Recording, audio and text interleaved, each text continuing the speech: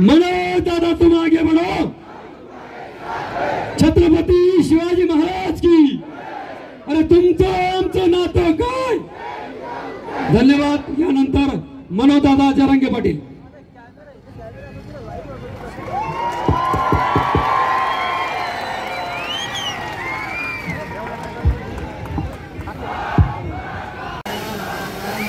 हिंदवी स्वराज्याचे संस्थापक राजे छत्रपती शिवराय, धर्मवीर छत्रपती संभाजीराजे यांच्या जयंतीच्या निमित्तानं सगळ्या बांधवांना मनपूर्वक शुभेच्छा देतो। आणि या संभाजीनगर बजाज नगरमध्ये जमलेल्या माझ्या तमाम मराठा बांधवांना माझा मानाचा जय शिवराय।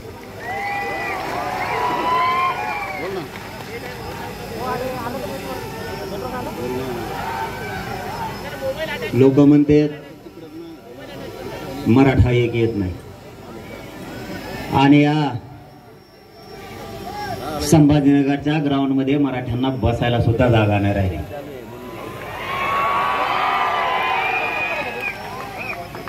आवाज येत नाही का?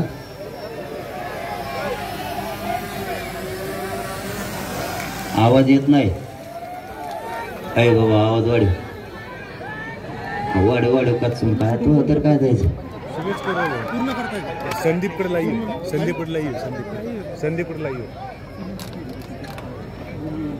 या महाराष्ट्रात मराठा समाज पहिल्यांदा स्वतःच्या लेकरासाठी एकवटला। मराठा समाज इतक्या ताकदीनं मायबापावर कधी एकवटला नव्हता। मराठ्यांना जाणीव झाली आता एकजूट झाल्याशिवाय पर्याय नाही आणि एकदाच मराठ्यांचं करोडोच्या संख्येने वादळ उसळलं। माझं हे स्वप्न होतं की माझा समाज एकत्र आला पाहिजे, माझा समाज पुढे गेला पाहिजे। आपण आपल्या जीवनात कोणती अपेक्षा नाही ठेवली, आजपर्यंत ठेवली ना पुढे कधी ठेवणार हा शब्द आहे माझा तुम्हाला। कित्येक जणाला तरी वाटत होता हा मराठा समाज एकत्र नाही आला पाहिजे। ही मराठा देशाच्या पाठीवर एक अशी जात आहे, ही जर एकत्र आली त्याला हवं ते मिळाल्याशिवाय राहणार नाही। त्यांचं दुसरं स्वप्न होतं मराठ्यांना ओबीसीतून आरक्षण मिळू द्यायचं नाही। हे दोन स्वप्न घेऊन ते 70 वर्षापासून वाटचाल करत होते आणि ते रचलेलं षडयंत्र ते यशस्वी सुद्धा होत होते मायबापावर। त्याला कारण होतं तुम्ही आणि मी एकत्र येत नव्हतो आणि आपल्या लेकराचा घात आपल्याच हाताने होत होता। शेवटी मराठ्यांनी मनावर घेतलं मराठा एकही करायचा आणि मराठ्यांना ओबीसीतूनच आरक्षण मिळवून द्यायचं। भीती घातली जायची, मराठ्यांनी ओबीसीतून आरक्षण मागायचं नाही, भीती घातली जायची। अय बाबा बालसर काय करतोय? लय अवघड कार्यक्रम आहे।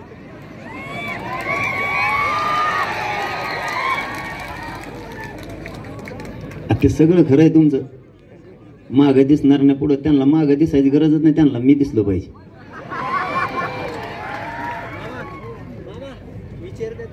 एकदा दाखवा रे किती जनसागर उसळा, एकदा सगळे मोबाईल चालू करून मीडियाच्या बांधवांनी दाखवा बरं महाराष्ट्राला। सगळ्यांनी मोबाईलच्या बॅटरी सुरू करा। बांधवांना विनंती, ही सगळा जनसागर या महाराष्ट्राला एकदा दाखवा।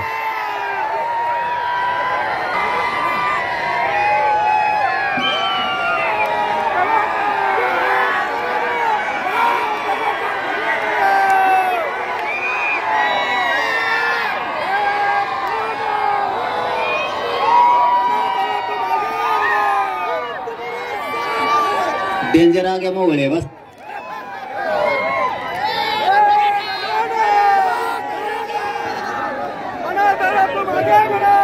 तुम्हारे साथ है। मिळू द्यायचं नाही. आणि नेमका मराठ्यांनी आरक्षण आणि एकजूट शिकून घ्या. आता ही शक्ती आपल्याला वायाला जाऊ द्यायची नाही. कोणावर अन्याय करायचा नाही, पण कोणाचा अन्याय खपवून घ्यायचा सुद्धा नाही. तुम्ही आधी ऍडजस्ट करा, वेगळे करायचे ना राहू. माय बापू त्यांचं षडयंत्र होतं मराठ्यांना ओबीसीत आरक्षण मिळू द्यायचं नाही. आणि आपल्यालाही माहित नव्हतं आपलं आरक्षण नेमकं कुठे. काही लोकांचं असं म्हणणं आहे की मी जातीवाद करतोय. मी काही मीडियाच्या बांधवांनी मला प्रश्न विचारला, मराठा आणि ओबीसी वाद होतोय. ए खाली बसा, खाली बसा, गप्प बसता तुम्ही इकडचे नाही, चला वा बाहेर तुम्ही सगळे. इथं आरक्षणासाठी आमचा जीव चालला आणि तुमचं काय धिंगाण घालायला आले काय? इथं सगळ्यांचं म्हणणं होतं मराठा आणि ओबीसी वाद होतोय. वाद केला कोणी? माझा एक तरी स्टेटमेंट दाखवा की मी अगोदर ओबीसी बांधवांना दुखवलंय म्हणून. विरोध करणार तुम्ही, परत तुम्हीच म्हणणार की मराठा आणि ओबीसी वाद होतोय. गाव खेड्यातल्या एकाही ओबीसी बांधवाला आतापर्यंत मी किंवा माझ्या मराठा समाजानं दुखवलेला नाही आणि कधी दुखवणार पण नाही. कारण गाव खेड्यात आम्हाला एकत्र राहायचं आहे, एकमेकाच्या मदतीला यायचं आहे, एकमेकाच्या सुखादुःखात आम्ही जातोय. ओबीसीचं दुःख हे मराठ्यांचं आहे, मराठ्यांचं ओबीसी दुःख हे ओबीसीचं आहे. ही आजही गाव खेड्यात परिस्थिती आहे. जातीवाद केला कोणी? तुम्ही आम्हाला जातीवादी म्हणता कसे? तुम्ही अगोदर बोलल्याशिवाय मी किंवा माझा मराठा समाज कधी बोललेला नाही. 13 तारखेपर्यंत मतदानापर्यंत मी चांगला होतो किंवा माझा मराठा समाज चांगला होता. एकदा 13 तारीख झाली, मतदान संपलं, गुरगुर करायला पुन्हा सुरुवात केली. ही तुमची नियत. आम्ही तुम्हाला कधी जातीत तोडलं नाही आणि जातीत तोडायचा प्रश्नच येत नाही. कारण हा महाराष्ट्र पुरोगामी विचाराचा आहे. जसा असतो पुरोगामी विचार मराठ्यांसाठी आहे, तसाच बाकीच्यांसाठी सुद्धा असला पाहिजे. मी माझ्या मराठ्यांना या संभाजीनगर मधून आवाहन करतोय आणि याच्या अगोदर मी 6 दिवसापूर्वी केलंय. सगळ्यांनी शांत राहा. माझा समाज सुद्धा शांत आहे. काय चुका करतायत कोण बघू. 1 महिनाभर शांत राहा. काही जण म्हणले निवडणूक झाल्यावर बघू, मतदान झाल्यावर बघू. काय बघशील रे तू?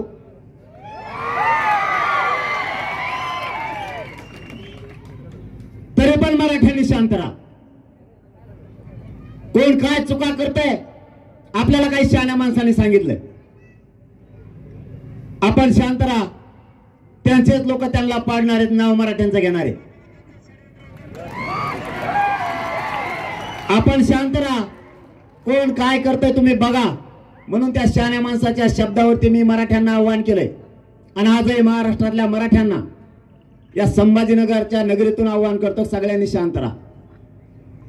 कोणी काय पोस्ट टाकल्या त्याचं नाव लिहून ठेवा. कोण पडला, कोण निवडून आला याचं उत्तर आहे मराठ्यांनी देऊ नका. कोण मराठ्यांच्या अंगावरती कार्यकर्ते घालतोय याच्यावर बारकाईने लक्ष ठेवा. हो द्या चूक एखादी, 1 महिनाभर बघू. शेवटी नरड्याला लागल्यावर आमचा नाविलाज. तुम्ही तुमच्या लोकांना सांगितलं पाहिजे जातीवाद नको. आम्हाला एकटीची जबाबदारी नाही ती. तरी एक जबाबदार म्हणून मराठा उताळा नाहीये, दमदार आहे. आम्ही शांततेत बघू काय काय कोण करतंय. आणि त्याच्यात 2 कामं सांगतो तुम्हाला आजच. तुमच्यावर जरी वेळ आली तुमचा जर काही घातपात होण्याचा अंदाज दिसला, मी शांत बसा म्हणलं म्हणून शांत बसू नका, स्वतःचं स्वसंरक्षण तरी करा. मात्र 1 महिनाभर सगळ्यांनी शांत राहा. कोण कोण काय काय करतोय ते बघू. कामात 2 सांगतो. पहिलं काम, जी जात जातीवाद करून मराठ्यांच्या अंगावर येईल, त्या जातीचा त्यांचा नेता पुढच्या काळात कधीच निवडून येऊ द्यायचा नाही.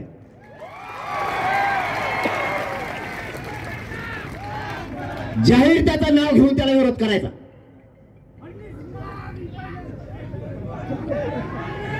याला सत्तेत नाही जाऊ द्यायचं. मग वेळ जर आली, आपला उमेदवार द्यायचा नाही, पण त्याला पाडल्याशिवाय शांत बसायचं नाही. नसता त्यानं त्याच्या जातीला समजून सांगायचं, जातीवाद होऊ देऊ नको म्हणून. दुसरं काम, शांतता याच्यासाठी आपल्याकडून आपल्याला जातीवाद नाही होऊ द्यायचा. ते ज्यावेळेस जातीवाद करतील त्यावेळेस ज्या लोकांनी आपल्याला सांगितलंय शांततेची भूमिका असली पाहिजे, आपण शांतपणाची भूमिका घ्यायची ते घेणार नाहीये. त्यावेळेस आपल्याबद्दल कोणी कोणी चुका केल्या त्या माणसाला एकदा दाखवू आणि 1 महिन्याच्या नंतर ठरवू काय करायचं ते. कारण सहनशीलता सहन करण्याच्या आम्हाला सुद्धा मर्यादा आहे. त्यांनी आवाहन केलं पाहिजे, झालं गेलं विसरून जा, निवडणुका झाल्यात, परंतु ते तसं करत नाहीये. बीड जिल्हा असो किंवा महाराष्ट्र असो, या संभाजीनगरच्या नगरीतून सांगतो, माझ्या मराठ्यांच्या माणसाला कोणाकडे धक्का लागता कामा नये, जबाबदारी तुमची आहे. पुन्हा आम्हाला म्हणू नका तुम्ही तिकडे का निघाला. मी 1 महिना शांत बसणार, माझा मराठा समाजही शांत बसणार. पण जर या महिन्यात आमच्या मराठ्यावर अन्याय झाला तर माझ्या मराठा समाजाला चांगला माहिती आहे गुंडगिरीचे आडे उद्ध्वस्त करायचे कसे. तुम्ही आम्हाला जातीवादी ठरवता कसे. उपोषण शांततेत तुम्हीच आमच्यावर हल्ले करणार, तुम्ही आमच्या विरोधात मोर्चे काढणार. क्रांती मोर्चे निघाले, मूक मोर्चे शांततेत होते. आम्हाला जातीवादी म्हणताय, प्रतिमोर्चे काढले कोणी. कोण जातीवादी. माझा मराठ्यांचा हक्काचा असणारा आरक्षण मी मागतोय, त्याला विरोध केला कोणी. तुम्ही आम्हाला जातीवादी म्हणता कसे. त्याचं सोडून द्याव.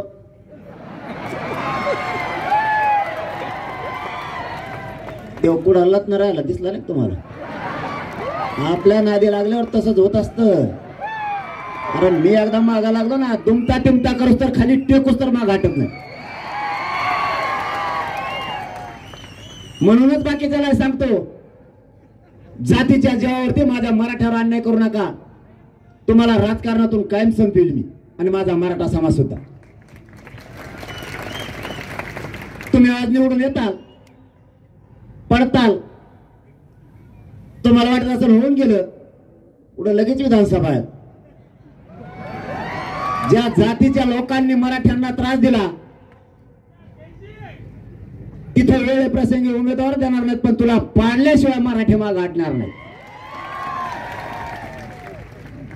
त्यामुळे आतापासून सावध राहा आणि होणारा जातीवाद बंद करायच्या कामाला लागा. नसता तुमची दशा त्याच्यासारखीच होईल. ते विकतोय कांदे सध्या.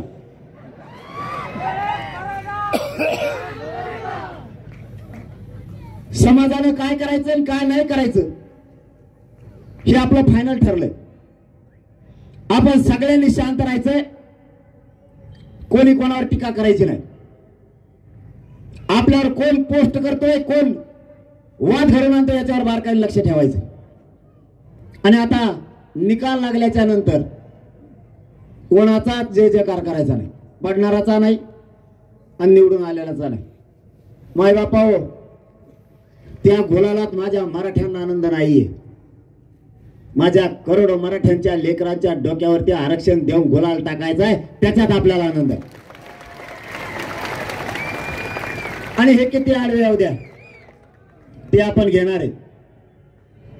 एकजूट अशीच राहू द्या, एकजूट फुटू देऊ नका.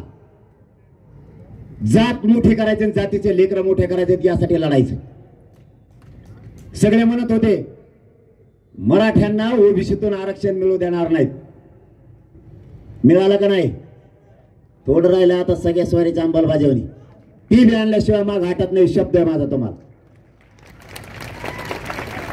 बघता तुम्ही एकजूट फुटू देऊ नका.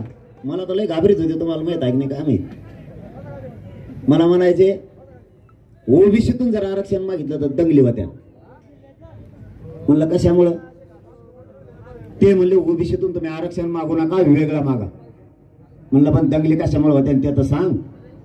गोडीत येऊन म्हणायची बरं का, तसली टप्पर नाही आपल्याकडे यायची कोणाची. ते म्हणायचे दंगली होत्या. म्हणलं कारण? ते म्हणले काय, ओबीसीतून आरक्षण मागितलं की दंगली होते. एक अंदाजा लावला मी, इथून पाठीमागे सुद्धा असंच होत असावं. 70 वर्षात लढा यशस्वी व्हायला आला की भीती दाखवित असतील. मला एक सांगा माय बापा हो, तुम्हालाच प्रश्न विचारतो, दंगली होते कस काय? समजा तुमच्या नावावर 5 एकर जमिनी आणि त्यातली 2च एकर जमीन तुम्ही खाताय. 3 एकर जमीन कुठे तुम्हाला माहितच नाही. तुमचे लेकरं उपाशी मारायला लागले, तुमच्या हक्काची 5 एकर जमीन असून. पण काही दिवसानं महसूल विभागानं तुम्हाला ती जमीन मोजून दिली. त्यांनी सांगितलं तुमची 5 एकर जमीन सापडली, 2 एकर तुम्ही खाताय, ही तुमची 3 एकर, ही तुम्ही घ्या. तुम्ही ती जमीन मागितली, ही जमीन माझी येते. आता ज्याच्याकडे होती तेव्हा तुम्हाला काय म्हणला माहितीये का? जर ही जमीन घेशील तर भांडण होईल, दंगली होईल. मग तुम्ही सोडून देणार का आता? तसंच आरक्षणाचा कचका होता. ओबीसीत मराठ्याचं आरक्षण ते म्हणले दंगली होतील, मागितलं. म्हणलं हो देव, दंगल कसली असती बघायची मला. दंगली झाल्या का? त्याचं कारण मराठ्यांचा हक्काचं आहे. 200 वर्षापूर्वीच्या नोंदी सापडल्यात माय बापा. मंडल कमिशननं ज्यावेळेस आरक्षण दिलं, एका इंग्रजाच्या अहवालावर दिलं. 1967 ला जे ओबीसीला आरक्षण दिलं, फक्त एका शासन निर्णयावर दिलं. या मराठ्यांच्या ओबीसी आरक्षणात असणाऱ्या शेकडो वर्षाच्या नोंदी आहेत. शेकडो वर्षाच्या. या भारत देशावर सगळ्यात ओरिजिनल ओबीसीत कोण असेल तर तो फक्त मराठा. कारण त्याच्या शासकीय नोंदी सापडल्या. तरी म्हणतात ओबीसी आरक्षणात येऊ नका. ओबीसी आणि मराठा वादी. आमच्या नोंदी असून तुम्ही येऊ नका म्हणताय, याचा अर्थ जातीवाद तुम्ही करताय आम्ही नाही. तुमच्या कोणत्या नोंदी सापडल्या? आमच्या तर नोंदी आहेत, तरी आम्हाला आरक्षण नाही. तुम्हाला माहिती आहे याचा कधी वाईट परिणाम झालाय? माझा लाखांना मराठ्यांचा तरुण शिकलेला असताना सुशिक्षित बेकार म्हणून घरी पडलाय. साध्या साध्या कंपनीत त्याला काम करायची वेळ आली. आई बाबाला कंपनीमध्ये काम करायचं, राब शेतात राबायचं आणि मुलं शिकवायचे. या आरक्षणापायी त्या मुलाला नोकरी लागत नाहीये, त्याला उच्च शिक्षण घेता येत नाही. काय पाप केलंय माझ्या मराठ्याच्या पोरानं? त्याच्या हक्काचं आरक्षण असून देत नाहीत. नोकर भरतीमध्ये सुद्धा भरती झालेल्या मराठ्यांची भरती होत नाहीये. त्यांना केंद्रीय कॉलेज मिळत नाहीत. हक्काचं आरक्षण असून ज्या मुलानं स्वप्न बघितलं, ज्या बापानं स्वप्न बघितलंय माझा लेकरू अधिकारी होईल, या आरक्षणापायी त्या बापाचा आणि त्या लेकराच्या स्वप्नाची सुद्धा राखरांगोळी झाली.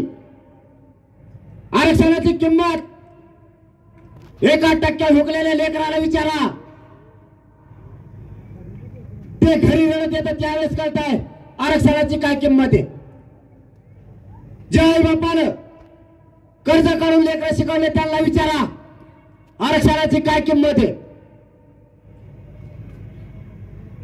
नोकरदार वर्ग सुद्धा 1-1 रुपये मागे टाकून लेकरं शिकवतोय. नाही त्याला त्याच्या मनासारखं शिक्षण घेतायत आणि नोकरी करतायत. आमच्या हक्काचं आरक्षण असून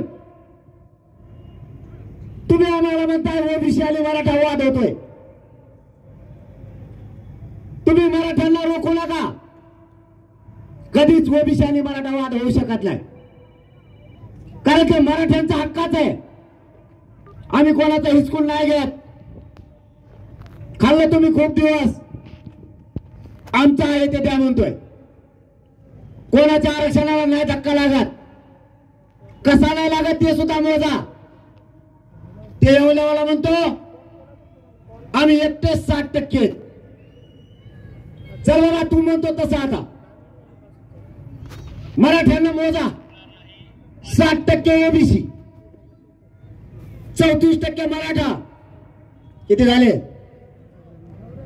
20% SC ST,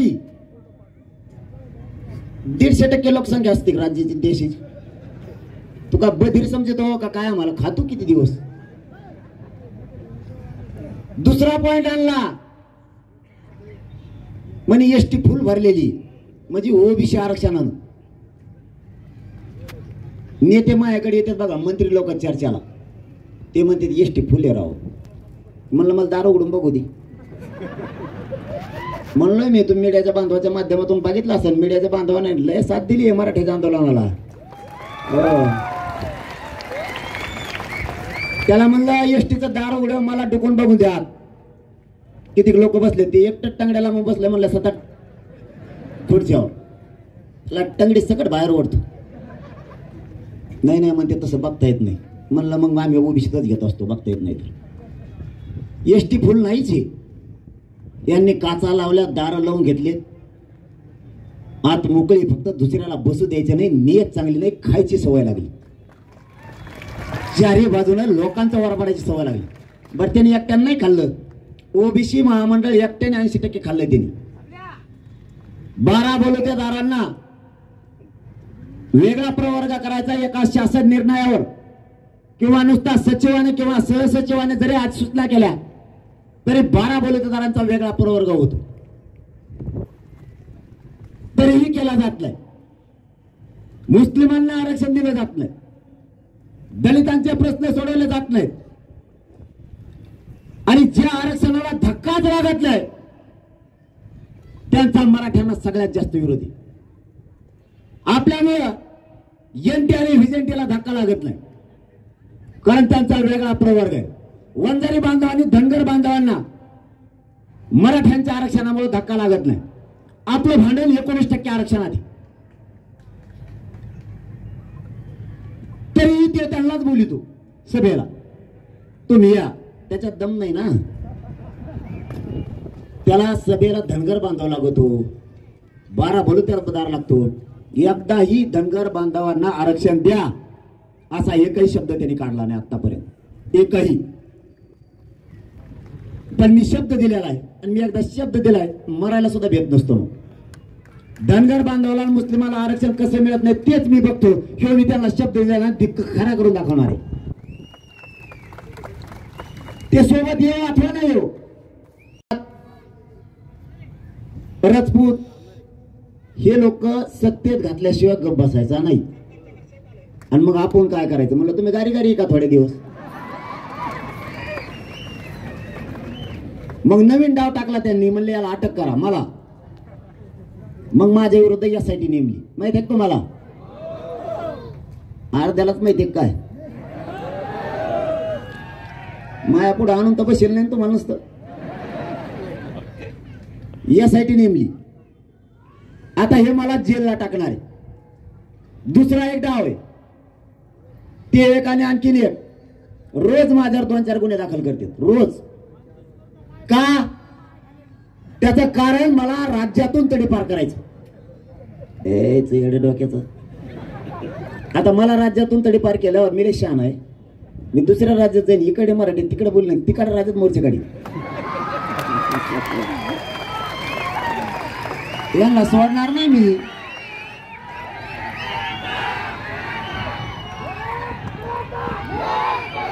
तो डाव यांचा फेल झाला. मग दुसरा डाव आता एसआयटीचा. म्हणजे एसआयटी नेमा याला जेलला टाकून द्या. मी जेलात जाईल. मी जेलमध्ये सडन पण मराठ्यांची आयुष्यभर गद्दारी नाही करणार. मी जेलात जाईल. जेलातले सगळे मराठ्याचे कैदी एकत्र करीन जेलात मोर्चा काढीन. मी आत्म्याला सुद्धा झोपा नाही येऊ देणार. कारण मी माझं जीवन या समाजासाठी अर्पण केलंय. माझं एकच स्वप्न आहे, माझ्या मराठ्यांच्या लेकराच्या अंगावर आरक्षण देऊन मला वरती बघायची. त्यामुळे मी भेट नाही. आणि फडणवीस साहेब आणि शिंदे साहेब तुम्ही मला जेलात टाकताल, पण हे 6 करोड मराठ्यांचा आग्यामुळे हे कसं का बसाल? असे स्वप्न नका बघू. हे स्वप्न बघायचं बंद करा आणि गोडी गुलाबीनं प्रश्न मार्गी काढा. आधी सुद्धा तुम्ही काढली. सगळ्या सोयऱ्यांची आधी सुद्धा तुम्ही काढली. तिची अंमलबजावणी करा. बाकीच्या भानगडीत पडू नका. तुम्ही मला आंदोलनात हलक्यात घेतलाय. राजकारणात सुद्धा हलक्यात घेऊ नका. सगळ्याचे तांगे पलटी करून मी त्याशिवाय शांत बसायचं नाही.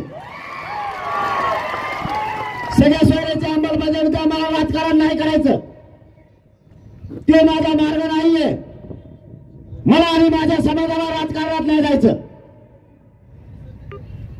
आमचं आरक्षण आम्हाला द्या. तुमचं राजकारण तुम्हाला नकला. तुम्हालाही सांगतोय, कोणत्या नेत्याच्या पुढे करायचं जरा बंद करा. तुमचे लेकर अधिकारी करायचं बघा. त्यांना शिक्षण द्या. आरक्षणातून अधिकारी बनवा. तुमच्याच लेकराच्या माग पुढे पळती रे. यांच्या चपला उचलायचं बंद करा. नाग लागलेला पूर्ण सोडा जरा राजकारणाचा. रक्तात आरक्षण राहू द्या. स्वतः ते लेकरा मोठं करायचं बघा. या आरक्षणात इतकी ताकद आहे की या महिन्यात पाठीमागच्या आठवड्यापासून 150 पेक्षा जास्त मराठ्यांचे पोर अधिकारी बनलेत आरक्षणाच्या जोरावर. 4 उपजिल्हाधिकारी झालेत. 2 मुली केंद्रात गेल्यात. ज्यांची 21वी रँक आली होती, आरक्षण मिळाल्याच्या नंतर त्या लेकराची 21वी रँक बदलून 2 वर आले आणि केंद्रात IAS दर्जाचे अधिकारी बनले. हे स्वप्न बघा. नेत्याला आणि नेत्याच्या पोराला मोठं करायचं बंद करा. ते नाही कामाला येणार तुमच्या. ते निवडून येईपर्यंत चपला सकट तुमच्या पाया पडाल. नंतर तुमच्या लेकराकडे डुकून सुद्धा बघणार नाही. कोणत्या नेत्याची तुम्हाला गरज नाही. तुमच्या जेवर तो डेअरिंग करतोय. तुम्ही फक्त अंक काढून घ्या. त्याला कुत्र सुद्धा विचारणार नाही. आताच मराठे कार्यक्रमाला जात नव्हते, कसे हाल होते त्यांचे. ते मंदिरात आले की लोक घरी जायचे आणि ते घरी आले की लोक मंदिरात जायचे. काही साखर वाढलेली आणखीन दवाखान्यात. त्यांना लोकाशिवाय करमतच नाही. यांच्या भोवती जाऊ नका. मावशी हो तुम्हाला एक काम सांगतो. आई किती वाजले रे? आचारसंहिता नसेल ना आता. ते मायातल्या मागं लागत बाबा.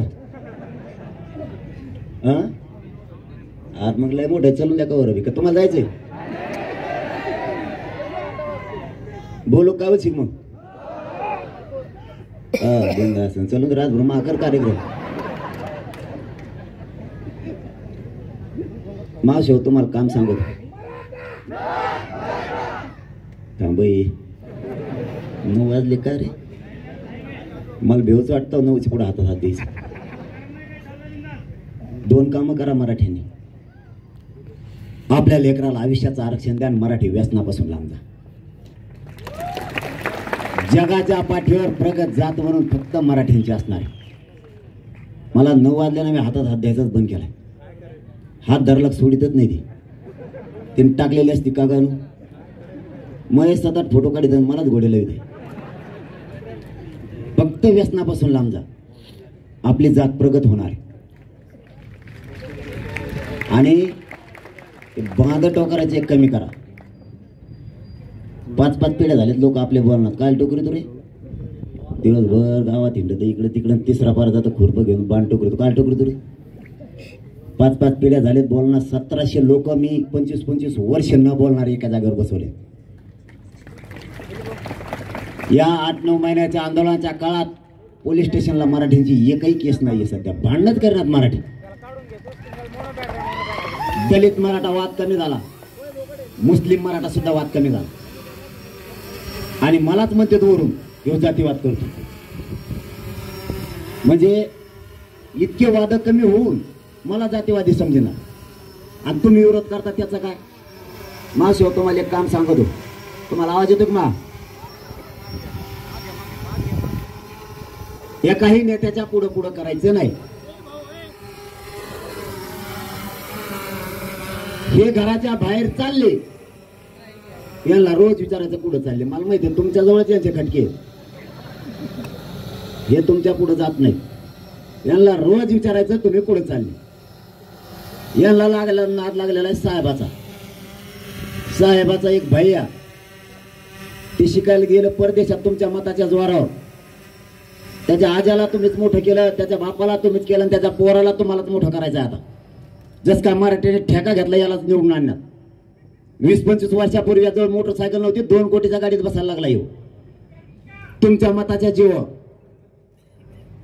याचे पोरं परदेशात शिकायला गेले आणि आपले पोरं गाव तोडायला पाठायचे का. आता हे काम त्यांचं होतं, आरक्षण द्यायचं त्यांनी दिलं नाही. पण इथून पुढे तरी सावध राहता. त्याचं पोरग परदेशात शिकायला गेलं आणि त्याला तुम्ही भैया म्हणता का नाही. त्याला चेटीत हाकताय ना नीट, त्याला भैया म्हणता तुम्ही. आणि ते आपल्या पोराला नाम्या तुक्या एकण्या म्हणते. मावशी हो तुम्हालाच काम सांगत होता. हे घराच्या बाहेर चालले यांना रोज विचारायचे कुठं चालले. हे जर म्हणले साहेबाच्या बाहेरकडे चालले टंगडीला बांधून घरात ठेवा. तो साहेबाचा बाहेर मरून दे म्हणा तिकडे, आधी आरक्षण मिळू दे, मग तू तिकडे जाय तिकडे जाय. मी तुमच्या मागं तुमचा भाऊ म्हणून तुम्ही काळजी नका करू. त्यांना सुधरून द्यायला मी यांना आत्ता बिंगून टाकतो. कारण आपल्याला हे परिवर्तन करावं लागणार आहे. हे लोक चपला सकट पाय पडतात निवडणूक आल्यावर. आता निवडणूक केली लागले गुरगुर करायला सगळे. लेकरांचा अन्याय डोळ्यासमोर असू द्या. लेकरं मोठे करायचे, जात मोठे करायचे हे स्वप्न बघा. आपली जात कधी नाही ती एकत्र झाली, हिला नाही फुटू द्यायचं. आता कोणाचं स्वप्न पूर्ण करण्यासाठी आपण नाही आहेत. कोणाला निवडून आणायचं कोणाला पाडायचं याच्यासाठी नाही आहेत.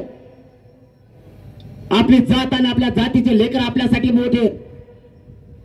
आपला समाज टिकला तर आपण टिकणार आहेत. मराठ्यांच्याही सगळ्या पक्षातल्या नेत्यांना माझं आव्हान आहे, जात जर संपली तर तुम्हाला झाडून घ्यायला राहावं लागणार आहे. जातीच्या लेकराच्या पाठीशी उभे राहा, जातीच्या विरोधात जाऊ नका. सत्ता येईल जाईल, कोणी निवडून येईल पडेल, जातीला विसरू नका. जातीवरती अन्याय व्हायला लागला तर मदतीला धावून या. महिन्यापेक्षाही जास्त सगळ्यांना शांततेची भूमिका घ्या. 4 जूनला आपण आंतरवाली या ठिकाणी आमरण उपोषण पुकारलंय. संभाजीनगरसह महाराष्ट्रातल्या मराठा समाजाला हात जोडून सांगतो, 4 जूनला सगळ्यांना आंतरवालीकडे या. आपल्या लेकराच्या डोक्यावर गुलाल टाकायचा आहे. आरक्षणाच्या गुलालात आनंद ठेवा, या नेत्याच्या गुलालात आनंद मानू नका. आरक्षण घेतल्याशिवाय सुट्टी नाही द्यायची. कोणी किती आडवा आलं तरी शांततेत आंदोलन करायचंय. होणारं आंदोलन शांततेत असणार आहे. हे शांततेचं युद्ध कोणालाच रोखता येत नाही. 70 वर्षात मराठ्यांना मिळणारं आरक्षण या शांततेचं आंदोलनात मिळवून दिलंय. म्हणून 4 जूनला पुन्हा आमरण उपोषण पुकारलंय. माय बाबा तुमच्या पुढे हात जोडून सांगतोय, परवा डिस्चार्ज घेतलाय मी. या अगोदर 2 महिन्यापूर्वी डॉक्टरने मला सांगितलंय तुम्ही राज्यात फिरू नका, तरी मी रातपाट एक माझा समाज मोठा व्हावा म्हणून फिरतोय. माझ्या समाजाच्या लेकरासाठी मी रोज रस्त्यावरती आहे. आमरण उपोषण तोंडावर शब्द सुद्धा आणू नका असं डॉक्टरांनी मला सांगितलंय. एका दिवसात तुम्ही मरताल, तरी माझ्या समाजाच्या लेकरा यांच्यावर होणारा अन्याय सहन होत नाही. आलेली संधी जाऊ द्यायची नाहीये. या संधीचं सोनं करायचंय. म्हणून पुन्हा एकदा 4 जूनला आमरण उपोषण पुकारलंय. तुमच्याकडून मला काहीच अपेक्षा नाहीये. फक्त ताकदीनं पाठबळाने आशीर्वाद ठेवा. तुमचा मुलगा म्हणून तुम्हाला साथ घालतोय. आरक्षण मिळवायचंय. तुम्हाला एक दुसरी विनंती माझी, या उपोषणामुळे माझं शरीर मला नाही साथ देत. आता खूप उपोषण केल्यामुळे माझं शरीर मला साथ देत नाहीये. माझी तुम्हाला हात जोडून विनंती आहे, तुमच्या खांद्यावरती आज एक जबाबदारी देतोय. उपोषण केल्यामुळे माझं शरीर मला साथ देत नाही. मी तुमच्यात असेल नसेल मला माहित नाही. शेवटी हे शरीर आहे. मी तुमच्यात असो किंवा नसो, माझी जात लय दशकानंतर एक झाली, हिला फुटू देऊ नका. ही जबाबदारी तुमच्या खांद्यावरती. माझी जात लय दिवसाने एकत्र आली. माझ्या जातीच्या लेकरावरचा अन्याय बंद व्हायला लागलाय. मी तुमच्यात असेल किंवा नसेल, पण या राजकारणी लोकांसाठी माझी जात कधीच फुटू देऊ नका. ही खांद्यावरती तुमच्या जबाबदारी. मी नाही हटत. आता जीव गेला तरी चालेल, पण आरक्षण घेऊन मराठ्यांच्या लेकराच्या डोक्यावर गुलाल टाकल्याशिवाय मी 1 इंचही नाही मागे सरकत. आता 4 जूनला घोषणा झाली, आमरण उपोषण होणार. राज्यातल्या गावागावातल्या मराठा समाजाचे अंतरवाली फोन यायला लागलेत. गावाची गाव या राज्यातले माता मावल्यांसह 4 जूनला अंतरवालीकडे यायला लागलेत. आपण सगळ्यांनी यायचं तर, पण फक्त शांततेचं आव्हान आहे. मी तुमच्या लेकराला आरक्षण दिल्याशिवाय वाटणार नाहीये. शांततेत या. बसायचं तर शांततेत बसा. रोज हजारो फोन त्या अंतरवालीत खणकायला लागलेत. 4 जूनला गावची गाव आम्ही अंतरवाली घेणार आहेत म्हणून आपण पाठबळ आणि आशीर्वाद देण्यासाठी या. पण हे आंदोलन शांततेचं आहे. माय बापा माझ्याकडे आग्रह धरू नका. महाराष्ट्रातल्या मराठ्यांना या संभाजीनगर मधून सांगतो, उपोषण मागे घेण्याचा माझ्याकडे कोणी आग्रह धरू नका. कारण माझ्या मराठ्यांच्या लेकराला मोठं करण्याची एवढी संधी आहे. मग तो कोणताही पक्ष असू द्या, सगळ्या पक्षातला मराठा आरक्षण घेणारे आणि त्याचे लेकरं मोठं करणारे. विरोध करू नका. एकजुटीनं ताकदीनं करोडच्या संख्येने शांततेत मराठ्यांनी एकत्र या. आपल्या लेकराला न्याय द्यायचा आहे. माझा हट्ट एवढाच आहे, माझ्या समाजाच्या लेकरांवरचा होणारा अन्याय मी नाही बघू शकत. मराठ्यांचे पोर आत्महत्या करायला सरकारला नाही दिसत. आज आमच्या 400 पेक्षा जास्त आई बहिणीच्या कंपाळाचं कुंकू या सरकारमुळे पुसलाय. करता माणूस घरातला गेल्याच्या नंतर त्या कुटुंबाला विचारा काय दशा होती त्या कुटुंबाची. आज आई बहिणीचं कंपाळ उघडं पडलाय. लेकरं आत्महत्या करायला लागलेत. माय बापा एकदा तर या लेकराला मराठ्याचे आरक्षण द्यायचंय. मी सगळा जीव डावावर लावलाय. माझं कुटुंब सुद्धा डावावर लागलाय. तुम्हाला माहित झालं असेल. सरकारने ठरवलंय. मी जर असं ऐकत नसाल, मी जर याला मॅनेज होत नसेल पैशानं किंवा पदानं, जर मी त्याला मॅनेज होत नाही, माझी इमानदारी आणि निष्ठा सरकार विकत घेऊ शकत नाही, हे सरकारच्या लक्षात आल्याच्या नंतर सरकारने दुसरा डाव रचलाय. माझ्या कुटुंबावरती हल्ला घडवून आणायचा. इतका नीच विचाराचं सरकार कधी मी माझ्या उभ्या जीवनात बघितलं नाही. मी नाही इमानदारी विकू शकत. सरकार येऊ दे, सरकारचा बाप येऊ दे, मी नाही हटत. मी हॉस्पिटलमध्ये पाठीमागच्या महिन्यात माझ्या बायको आणि वडिलांना बोलून घेतलं आणि सांगितलंय, मी तर डावावर लागलोच, आता तुम्ही सुद्धा लागला. जर कदाचित तुमच्यावर हल्ला झाला, तुम्हाला लढता आलं तर लढा, खेळता आलं तर खेटा. तुम्ही सगळे जरी मेलात तरी एक इंचही मी जातीला सोडून मागं नाही सरकू शकत. माझ्या मराठ्यांनो, मी तर डावावर लागलोच, पण मी कुटुंब सुद्धा डावावर लावलाय. आता